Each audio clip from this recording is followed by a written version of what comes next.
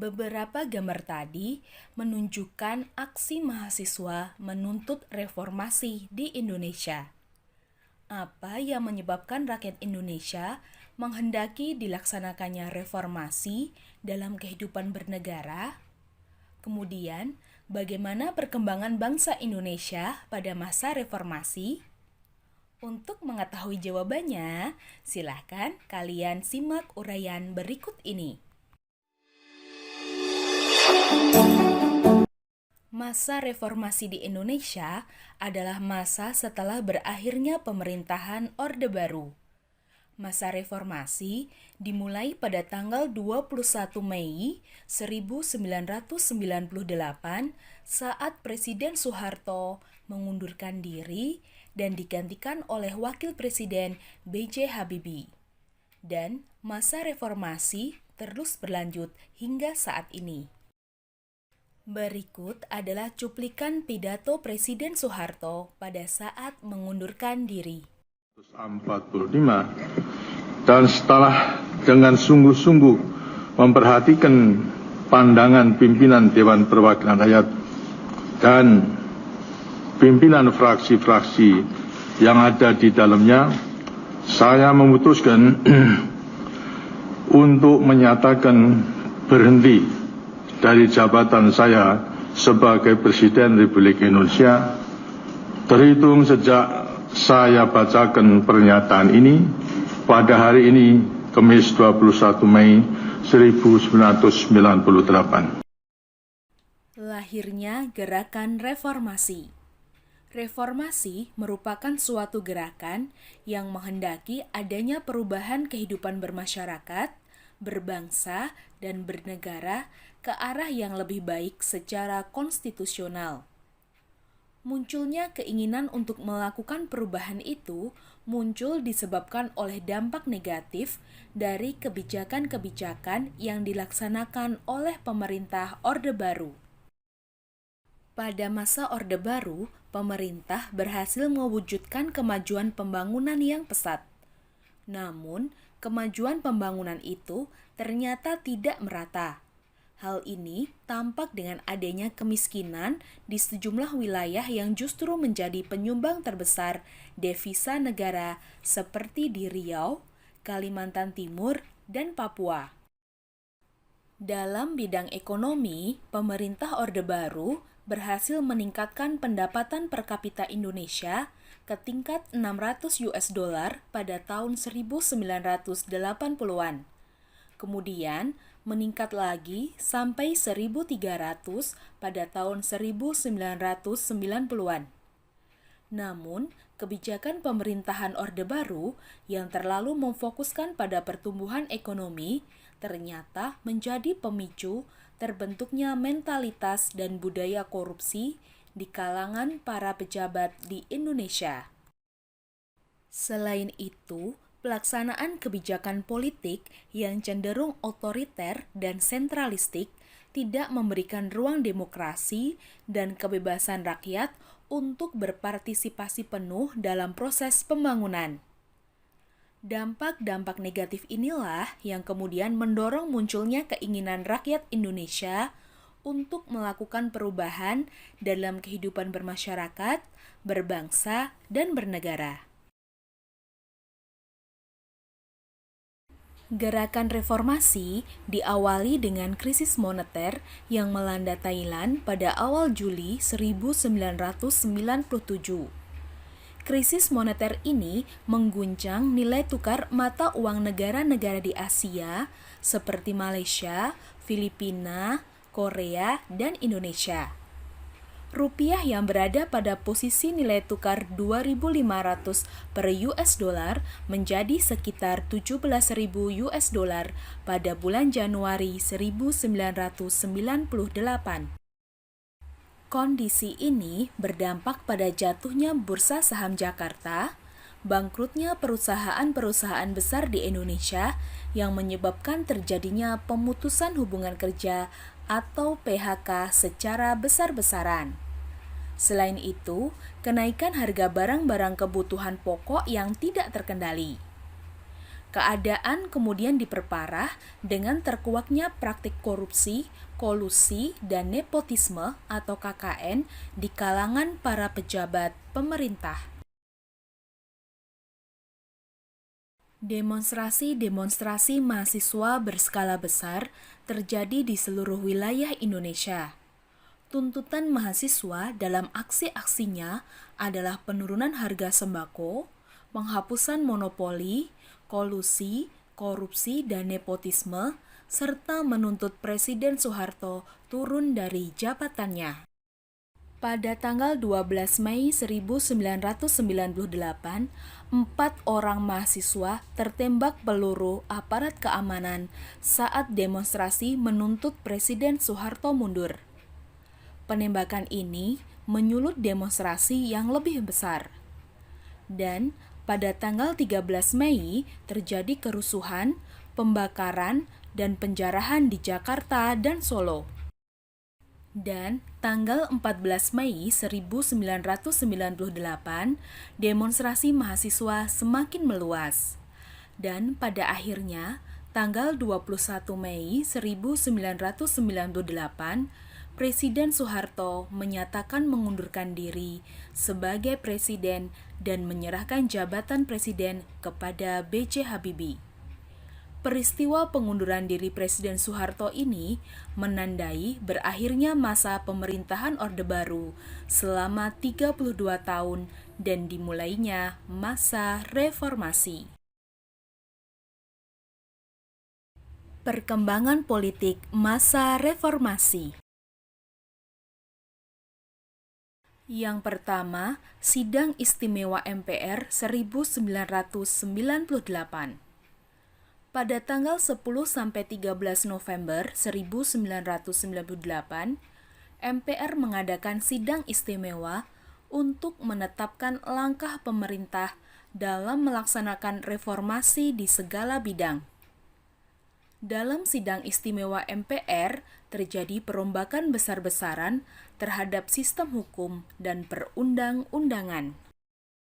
Sidang ini menghasilkan 12 ketetapan MPR yang diantaranya memperlihatkan adanya upaya mengakomodasi tuntutan reformasi.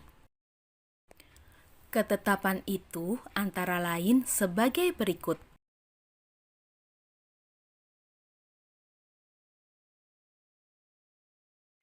Yang kedua, otonomi daerah.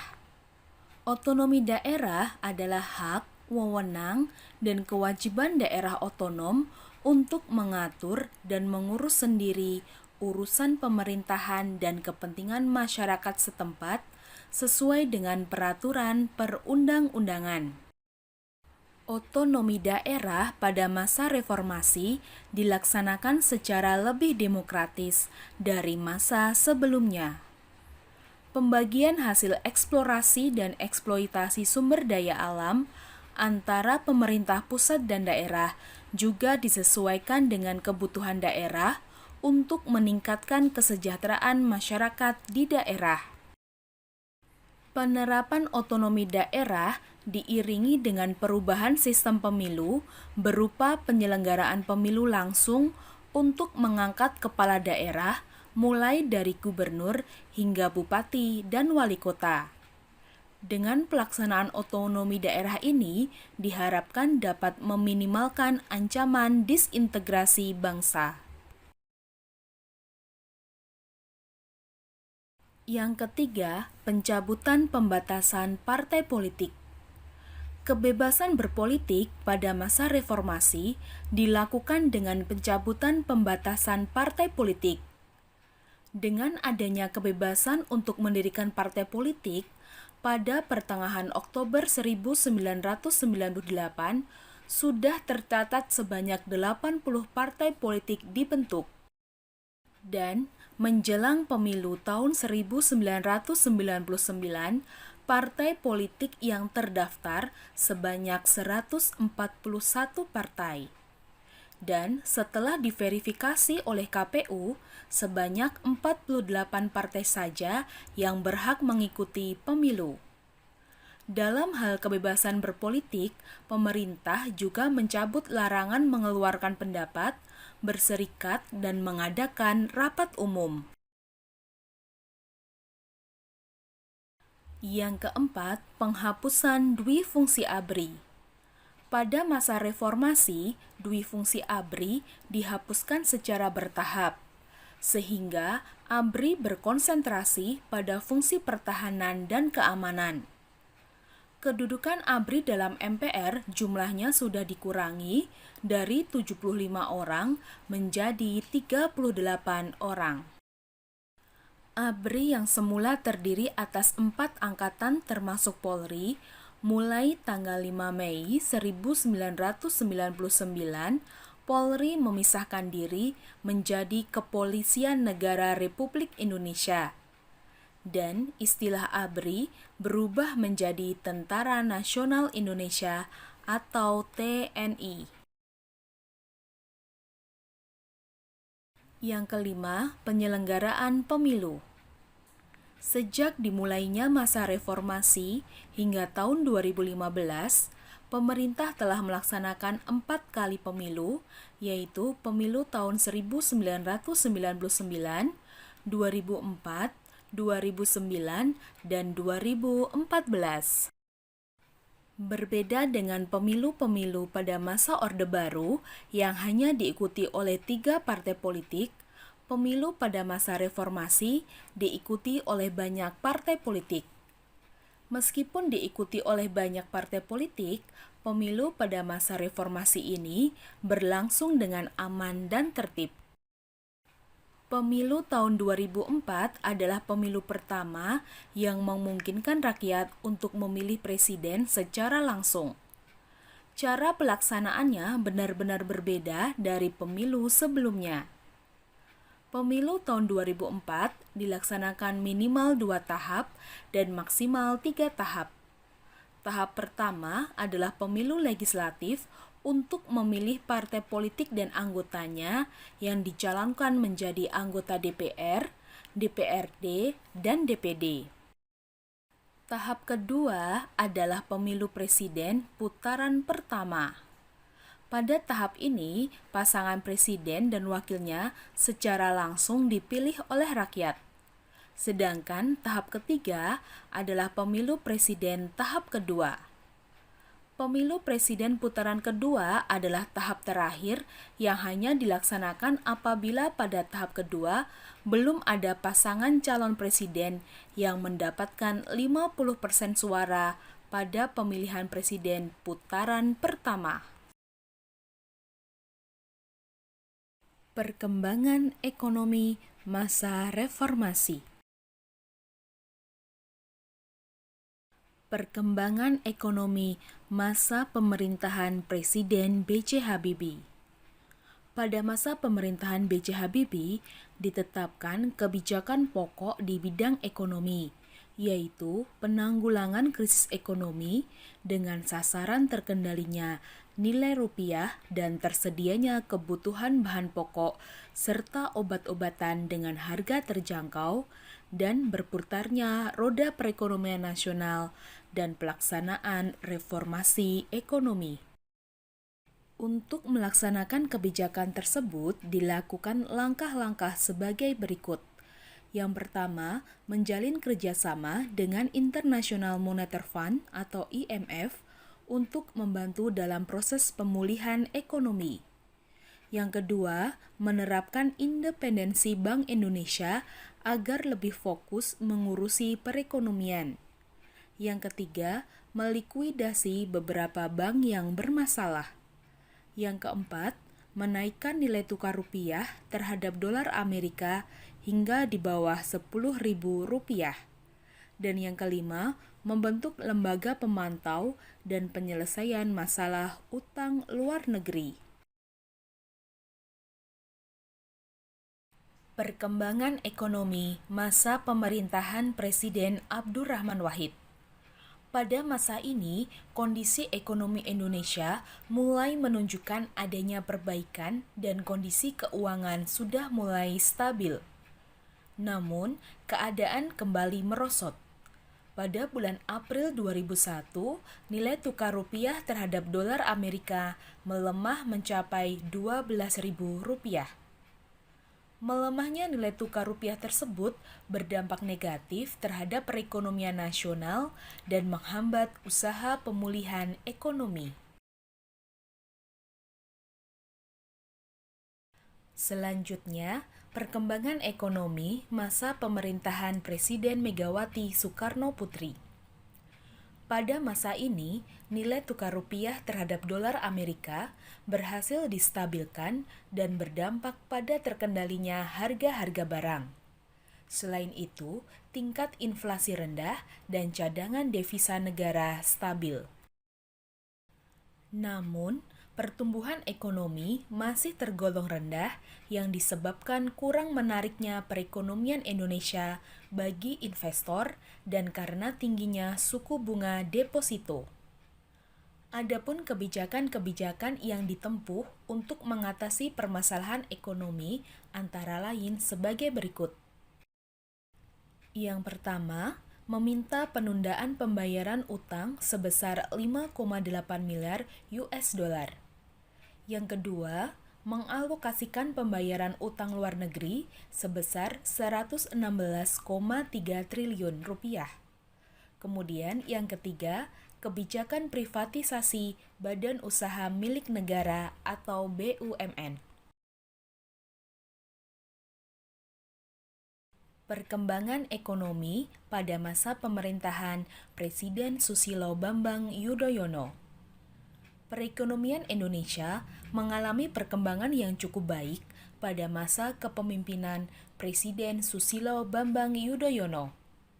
Hal ini terlihat dari rata-rata pertumbuhan ekonomi yang berkisar pada 5% sampai 6% per tahun, serta kemampuan ekonomi Indonesia yang bertahan dari pengaruh krisis ekonomi dan finansial yang terjadi di zona Eropa sepanjang tahun 2008 hingga 2009.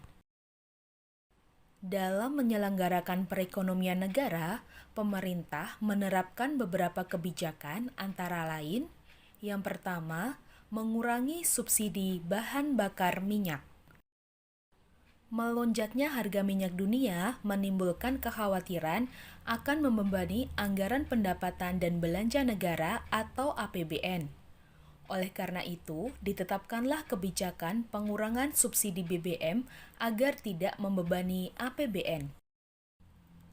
Anggaran subsidi BBM kemudian dialihkan ke subsidi sektor pendidikan dan kesehatan, serta bidang-bidang yang mendukung peningkatan kesejahteraan rakyat. Kebijakan pengurangan subsidi BBM berakibat pada kenaikan harga BBM. Kebijakan yang kedua adalah pemberian bantuan langsung tunai atau program BLT. Program BLT ini diselenggarakan sebagai respon kenaikan BBM. Program ini bertujuan untuk membantu masyarakat miskin agar tetap dapat memenuhi kebutuhan dasarnya dan mencegah penurunan taraf kesejahteraan masyarakat miskin akibat kesulitan ekonomi. Kebijakan yang ketiga yaitu pengurangan utang luar negeri. Dalam rangka mengurangi utang luar negeri, pada tahun 2006, pemerintah Indonesia melunasi sisa utang ke IMF sebesar 3,1 miliar dolar Amerika. Dengan pelunasan utang ini, Indonesia sudah tidak lagi berkewajiban mengikuti syarat-syarat IMF yang dapat mempengaruhi kebijakan ekonomi nasional. Oke anak-anak, itu tadi materi kita tentang masa reformasi di Indonesia. Semoga video pembelajaran ini bermanfaat ya bagi kalian semua. Terima kasih atas perhatiannya. Sekian saja. Wassalamualaikum warahmatullahi wabarakatuh.